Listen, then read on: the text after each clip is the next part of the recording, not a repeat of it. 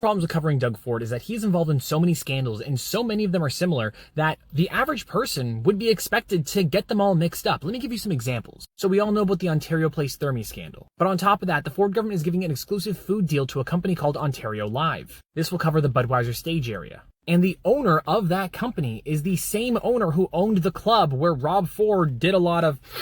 And he was also a caterer for the Ford family for Ford Fest. And another person who worked for that company is associated with Mr. X. And so when you hear all these things, I wouldn't blame you for thinking, haven't I heard this before? Because the answer is yes, you have heard this before. It was just a different scandal. Or here, let's take a look at another one. The Ford government copied a developer's exact request when looking into the Hamilton boundary extension. So a developer came to Ford and said, can you do this? And then Ford turned around and literally did that exact thing, allowing for a developer to build on a piece of land that previously was not buildable on. And if you're thinking, haven't I heard this before? The answer is yes, because that's exactly how the plots of land in the Greenbelt scandal were chosen. Billionaire developers handed government employees envelopes with exact information in it, and they executed on that information. And all of these people were at Doug Ford's daughter's stag and doe. So yes, you have heard this exact story before, but it's a new scandal. And that's the problem with covering Ford. He is so corrupt, and he does the exact same thing in so many ways, over and over and over again, that we keep telling you these stories. They are new stories, but they bounce off you because you think, I've heard this before. Doug Ford is corrupt.